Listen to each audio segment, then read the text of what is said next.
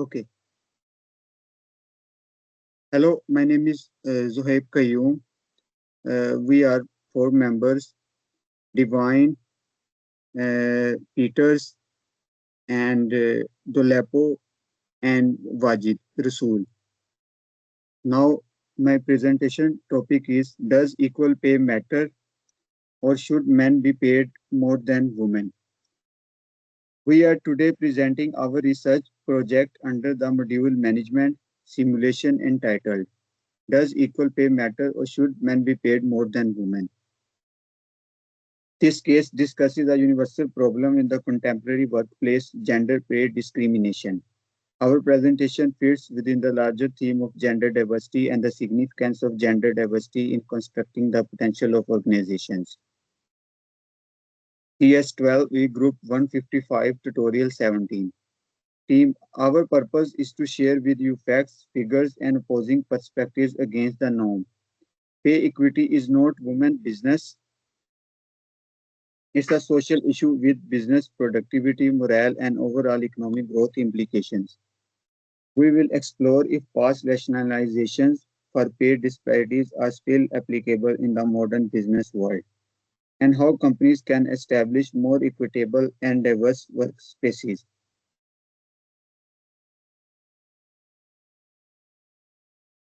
Slide 2, Introduction. This slide introduces why the gender pay gap remains a critical issue despite decades of legislation. UK women still earn 7.7% less than men on average in full-time roles. This gap affects workplace morale, fairness, and ESG accountability. Our study critically explored the causes of the gap, its impact on various stakeholders, and how equal pay policies can be improved.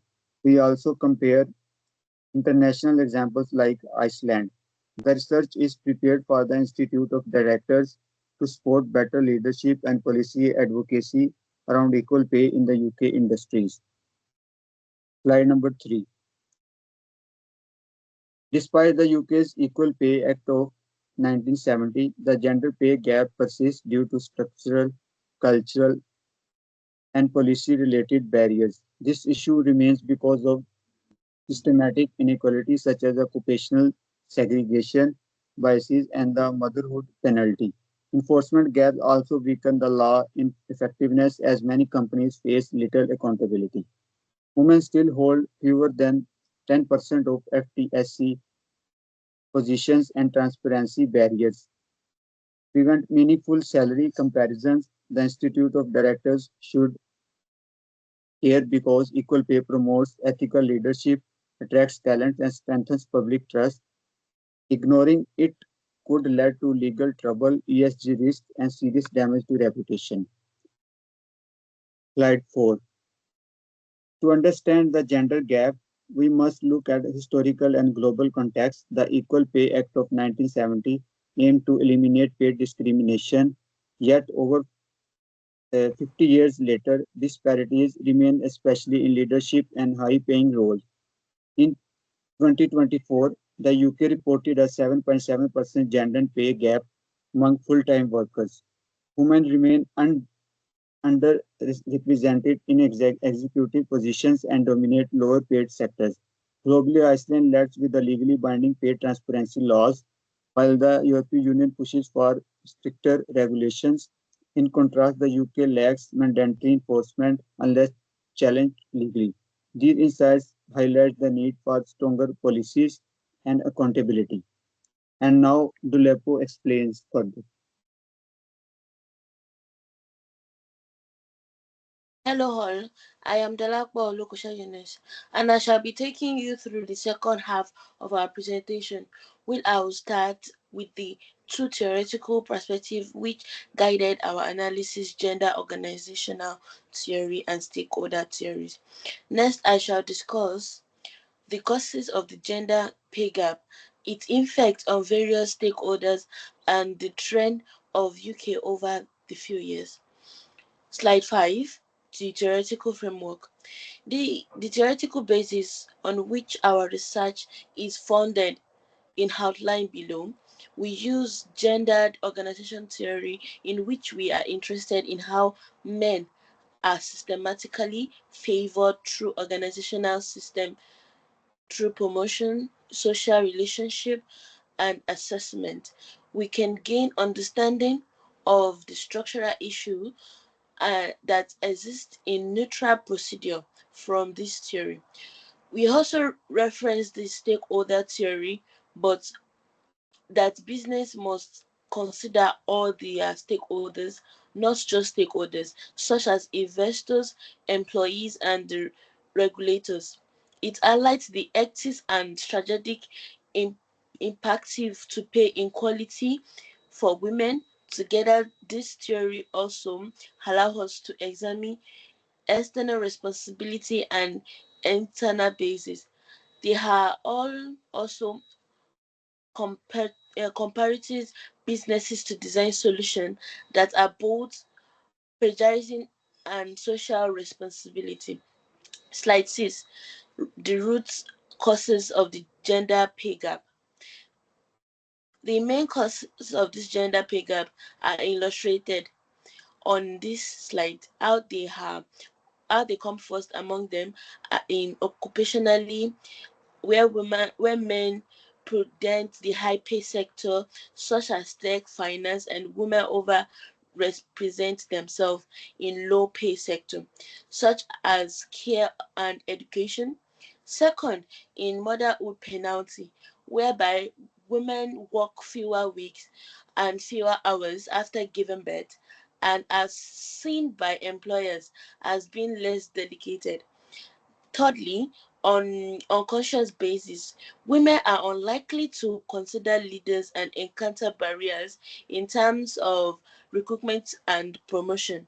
Lastly, but not the least, discrimination could still remain concealed and unfixed due to pay transparency, such as the flexible pay system. Similarly, persistent salary and disparities are guaranteed by each of these methods in isolation. Slide 7, which is the stakeholder analysis.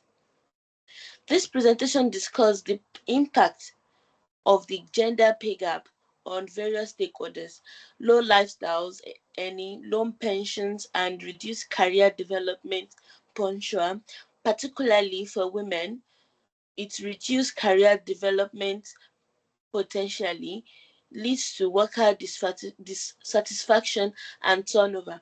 Employers and HR leaders face legal penalties and reputation less, but also the opportunity to drive DEI initiative.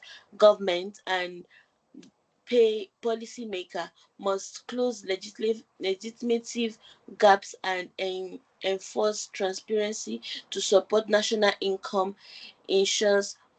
And finally, under the stakeholder analysis, we have the investors increasing the plagiarism of ESG metrics. Complaints with pay gaps may be seen as risky or unethics and can face boycotts or social media backlash. Addressing pay equity benefits on all parties. And the slide 8, which is data analysis. This slide presents the trends in the UK gender gap from 2016 to 2014. While the gap had decreased from 14% in 2016/2017 to 6.9% in 2023 to 2024. Progress remains slow. The reduction reflects positive, but not at a pace that ensures true equality. The data shows the persistent structures structural barriers that are not addressed by time alone. Our key takeaway is that without stronger legal enforcement, cultural transformation, and leadership accountability, complete entity may stay out of reach. This refers the need for active innovation rather than waiting waiting for slow natural improvement over time. Next to is Waje Rosa. I'm Wajid Rasoos, and I shall now broaden the perspective by looking at how other countries are addressing the gender pay gap. I shall share the data and insight from the Iceland, the European Union, and the United States, and assess how different policy approaches have impacted pay equity. I shall also present a case study of the BBC, which became a major turning point in the UK pay transparency debate. Slide number 9, data analysis international comparison. This slide compare the international action with the bridging the gender pay gap. Iceland is highlighted as having strong enforcement. Its unadjusted gap dropped from 17.5% to 13.9% between 2008 and 2020. Nevertheless, the adjusted gap stands at 4%, showing ongoing systematic discrimination. In the European Union, a woman in the national parliaments rose to 33.4% by 2024. There is some improvement, but the leadership at the part-time employment remains highly gendered. Such instances highlights that although legislation and political representation drive enhancement, they are not enough on their own. Sustainable reform requires sweeping legal cultures and structural transformation to close visible as well as hidden disparities in compensation. Slide number 10. So this United States closer to parity to younger workers. The slide consider the United States, where the gender gap is smaller for younger employees. In 2024, women average 85% of the pay received by men. But for the age category 25-34, it's increased to 95%. This progress indicates generational change, greater sensitivity, and change in corporate culture are taking hold. But parity overall eludes us, particularly in the older workforce and further up. The evidence is that progress is in fact the being made, particularly among the younger age groups, but that lasting border room or to border room. Gender pay equity still needs long-term structural reform to the attain. Slide number 11. Policy effectiveness evaluations. This slide considered to what extent policy today effectively wipes out the gender pay gap. The UK Equal Pay Act 1970 was a banner bill, but is dependent on the individual to initiative claims and does not address systematic discrimination. Gender pay gap reporting in 2017 mandates big contrast. The Iceland model is more effective. The state can force equal pay certification, annual inspections, and penalties on the employees rather than employees, and has resulted in the quicker quantifiable improvements. Yeah. Uh, Slide number 12. Case study BBC gender pay scandal. This case study traced the 2017-2020 BBC gender pay row. So statistics revealed that male TV presenters were receiving as much as 4 times what their female counterparts received. The row came to light when BBC China editor Carrie Grace resigned and alleged to corporation of the unlawful pay discrimination. The dispute furnished the image of the BBC and compelled the corporation to rethink pay policies. It also resulted in reduction in wages of higher paid men and rises of the lower paid women. The broader impact revealed industry-wide difference between UK industries. This case is evidence that transparency is required and even revealed institution requires greater accountability for pay policy. And now I refer to the Divine Peters. Yeah, hello, my name is Divine Peters, and I'll be talking about barriers to change. Slide number 13, please. Yeah, some of the barriers to change includes weak enforcement mechanisms, unconscious bias and organizational culture, pay secrecy and lack of transparency, and economic justification and excuses. The lack of legal obligation for organizations to reduce the pay gap is a barrier to equality when it comes to gender pay. Unconscious bias and organizational culture.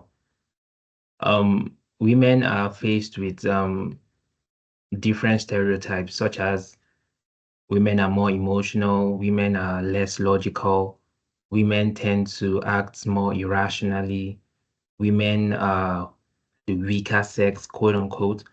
So all those biases and unconscious biases and stereotypes affect or hinder the rise or the increase in gender pay.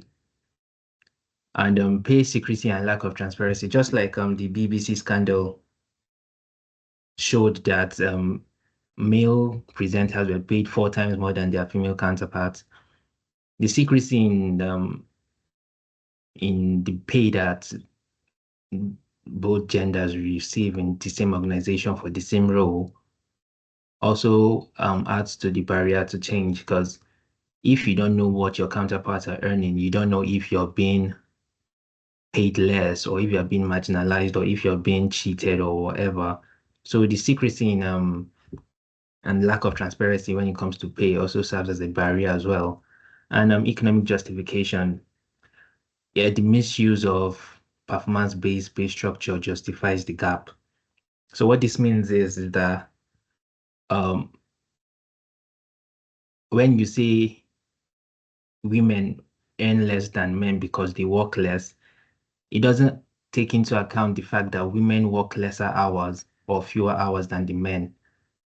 So by logic, you understand that the man or the male counterpart has more hours to work to achieve more targets and more objectives than the female counterpart. So there's a misuse of performance-based structure to justify Excuse the me, gap. Divine. Yeah? You are discussing slide 30. Yeah. Okay. Carry on. And equal pay is often seen as a cost and not an investment. Organizations justify this as well by saying, okay, if we increase the pay for the females as well, it serves as a cost and not an investment, forgetting that when you receive better pay, you're better motivated to work more. So they don't see it as an investment, they see it as a cost. So yeah, we'll move to slide number 14. Yeah, so the recommendations, short-term actions, mandatory pay audits, enforceable transparency laws, inclusive recruitment and promotion practices, equal parental leave policies, tie executive incentives to DEI progress. Yeah, so just touch a little on this. Mandatory pay audits. A third-party audit should be enforceable in every organization. By so doing, it's going to expose if there are any gender pay discrepancies in the organization. If there are no third-party audits, the organization might bring out its audits and you might now falsify them to show that, okay, there's nothing wrong with it. But a third-party audit is going to be honest and transparent to reveal the inadequacies in the gender pay gap in the organizations. Equal parental leave policies. Giving parental leave to both female and male workers, paid parental leave is essential to reduce the pay gap inadequacies. Some organizations offer a maternal leave without pay. So that also increases the discrepancy between the gender pay between male and female. But if male and female are given parental leave, it also reduces the gender pay inadequacies as well, and inclusive recruitment and promotional practices. An adequate number of roles should be open to both female and male counterparts. We shouldn't just have openings for male-dominated industries focusing just on the male attributes. We need to have openings for both females and males to stabilize the organizations.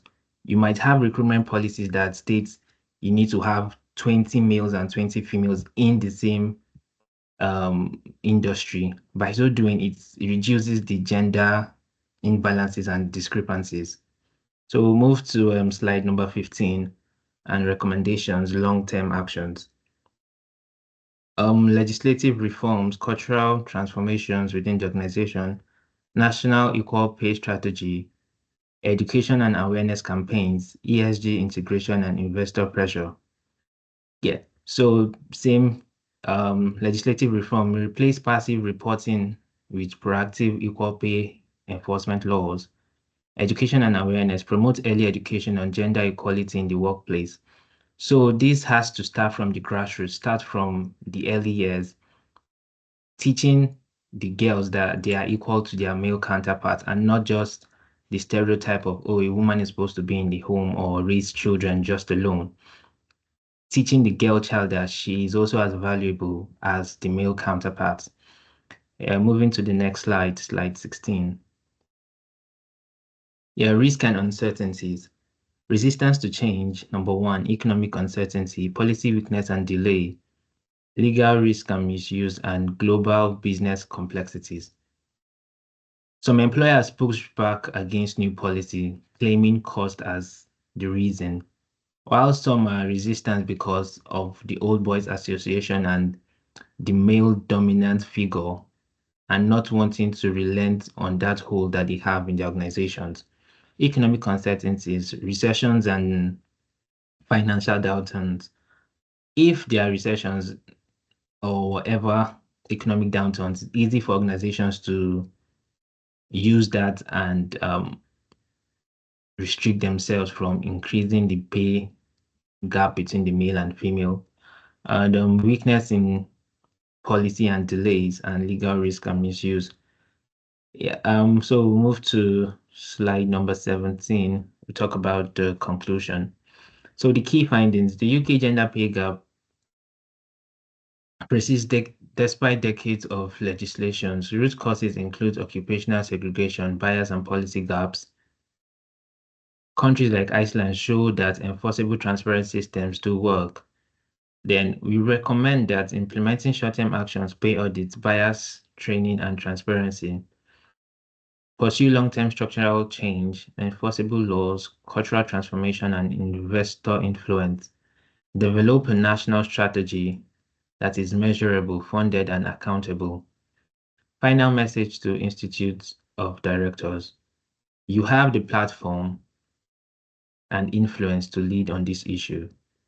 Supporting fair pay is not only a legal but an ethical responsibility.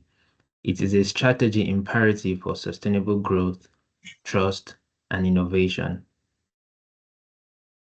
We'll move to the next slide, which is the references. Here's the list of references that we included in our work, and they are all, we've cited over 15 references here that are credible and relevant to our presentation.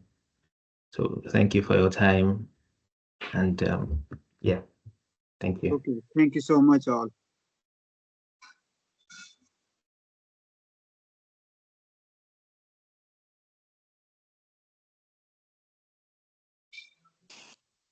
Stop recording. Hey, you can stop the recording now. Yes.